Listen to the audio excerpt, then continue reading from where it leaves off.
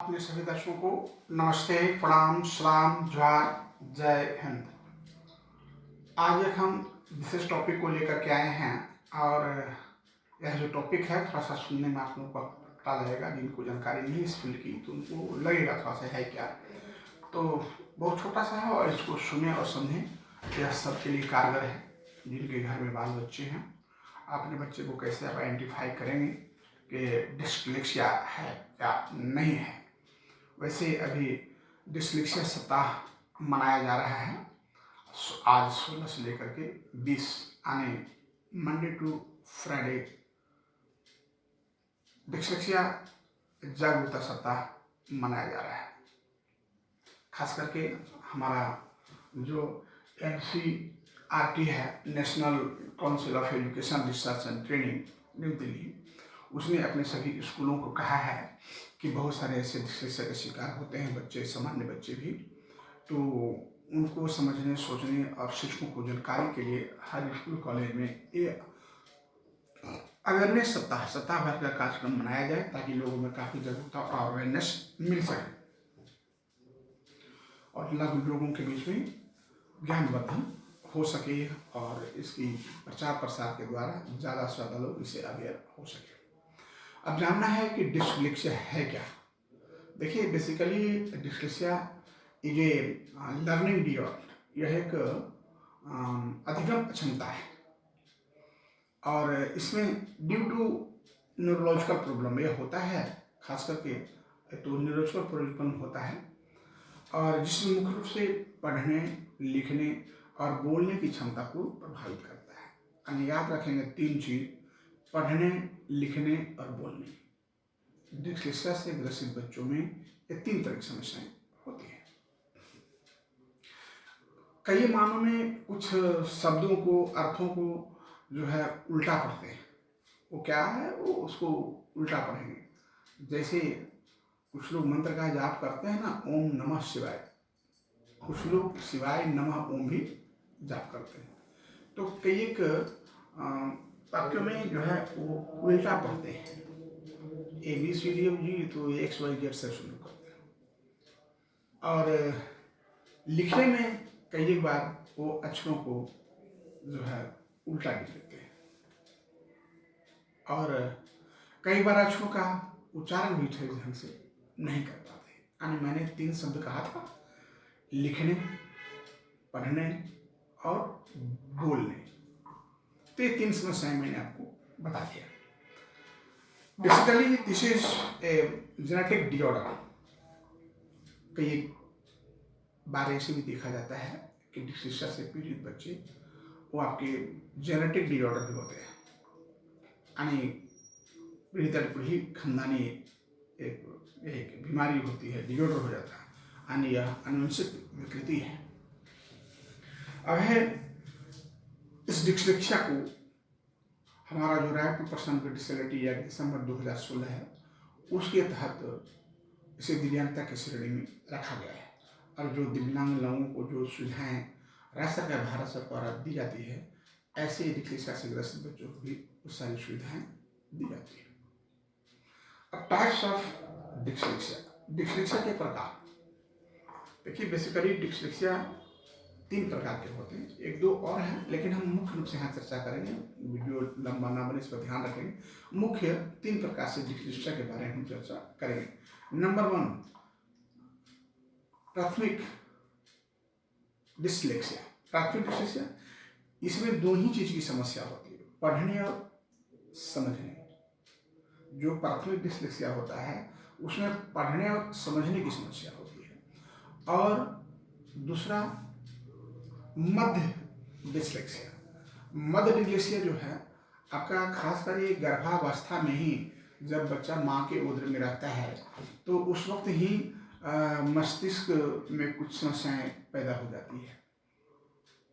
Abnormal brain development या सब normal brain development, so many causes in mother रूम due to mental problem. ये क्या होता है, क्यों डिस्लेक्सिया का शिकार हो जाता है। मैं एक बात बता दूँ कि बच्चा जब माँ के गर्भ में रहता है तो जो ब्रेन सेल्स है उसका डेवलपमेंट नंबर में होता है। 1, 2, 3, 4, 5। और जब ब्रेन सेल्स का डेवलपमेंट नंबरिंग रुक जाता है, जब बच्चा माँ के गर्भ से बाहर आ जाता है, जो भी नंबर का विकास हुआ है मदर में, तो जान लें कि जन्म लेने के बाद नंबरिंग का कोई विकास नहीं होता है, सिर्फ साइज। जैसे कल हम इतना आज में इतना बड़ा, हमारा हाथ इतना बड़ा, इतना बड़ा हो गया। तो इन एनी कॉजेज माँ के घर में किसी कारण से, चाहे माँ को चोट लगने से, एक्सेस ड्रग लेने से, या लेस ड्रग लेने से, या ड्रग नहीं लेने से, या अल्कोहल पीने से, किसी कारण से ब्रेन में कुछ समस्या पैदा हुआ और ब्रेन सेल डैमेज हो गया, तो आजीवन डैमेज रहता है, वो बन नहीं सकता, क्योंकि नंबरिंग का विकास माँ के गर्भ के बाद आने में रुक जाता है। तो जो समस्याएं जिसके कारण डिस्लेक्सिया हो सकता है, आप एक बार पढ़े होंगे, बच्चा जन्म लिया 2 सिर वाला, 3 पैर वाला, 3 हाथ वाला, ऐसा कभी नहीं पढ़े होंगे कि बच्चा जन्म लिया और 6 महीने के बाद 2 सिर हो गया। क्यों? क्योंकि इसलिए क्योंकि जो भी है नंबरिंग माँ के गर्भ में बाद में सिर्फ साइज का विकास होता है, एक प्रकृति का नियम है। यहाँ भी वही नियम लागू हो रहा है। यदि गर्भावस्था में किसी कारण से एक भी ब्रेन सेल डैमेज हो गया, तो अगर वो स्पीच एरिया को फिट किया तो स्पीच प्रॉब्लम हो गया, मेंटल हो गया, यानी हमारा जो लोब है ऑप्टिकल फ्रंटल मस्तिष्क का किसी एरिया को अगर इफेक्ट करता है तो उस एरिया का हमारा प्रॉब्लम हो जाएगा। जैसे मैंने कहा था भी, बोलने, सुनने और समझने संबंधी, तो हमारे मस्तिष्क का जो कनेक्टिव है उसमें है। और अगर एक ही डिस्टर्ब हो गया तो हमारा निश्चित रूप से आजीवन डिस्टर्ब रहेगा।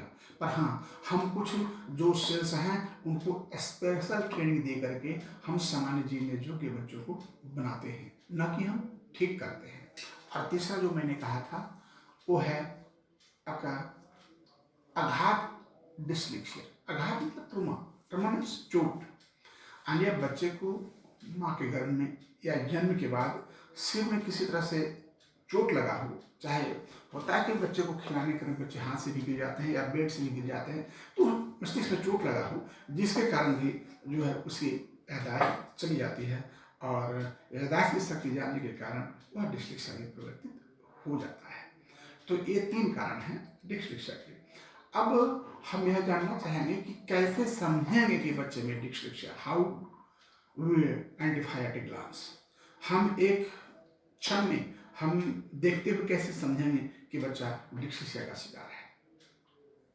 क्योंकि अभी NCERT जो है वो national council education research and training new Delhi ने सभी स्कूलों का अवेयरनेस के लिए दिया है।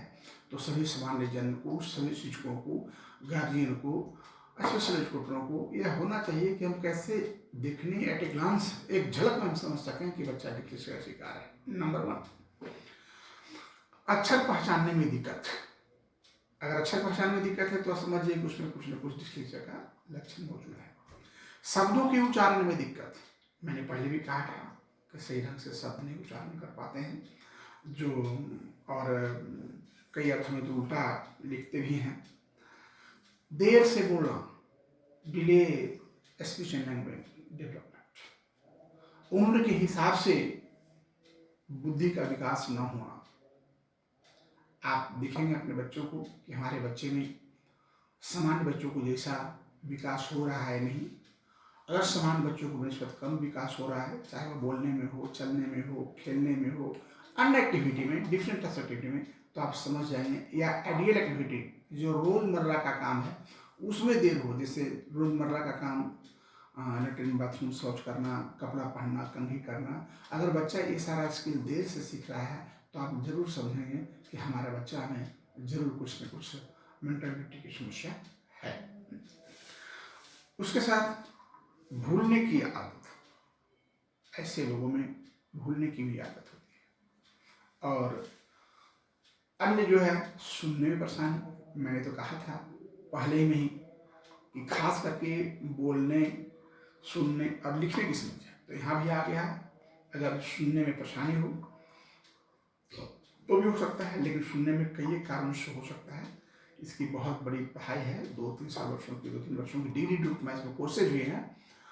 तो ये सुनने की समस्या सिर्फ हम सुनने की कमी है उसके चलते हम कहते हैं डिस्लेक्सिया, ऐसा नहीं हो सकता है। इन 5-6 कारण मैं बताया, इनमें से 2-3 कारण एक साथ हों तभी आप डिस्लेक्सिया को निर्धारित कर सकते हैं। अब ये ऐसा बच्चा होता क्यों है? वाई एक्वस स्टेप्स ऑफ सेल? मैंने पहले बता चुका हूँ कि जेनेटिक भी है, यानी आनुवंशिक है, आपके पूर्वज नाना नानी मामा में है तो हो सकता है, पर ऐसा नहीं है, may be may not be. और खास करके मुख्य कारण एक और है कि मस्तिष्क में जो जीन्स होता है, जो विकास को नियंत्रित करता है, हमारा डेवलपमेंट को नियंत्रित करता है, तो उस जीन्स का सही ढंग से विकास नहीं होना या कार्य नहीं करना, जिसके कारण अक्षरों और शब्दों को समझने में समस्या होती है, यानी अक्षरों और शब्दों को समझने में हमको दिक्कत होता है, हमारा आईक्यू को प्रभावित करता है हमारा जीन्स, जिसके कारण ऐसे बच्चे होते हैं। इसके साथ जय हिंद।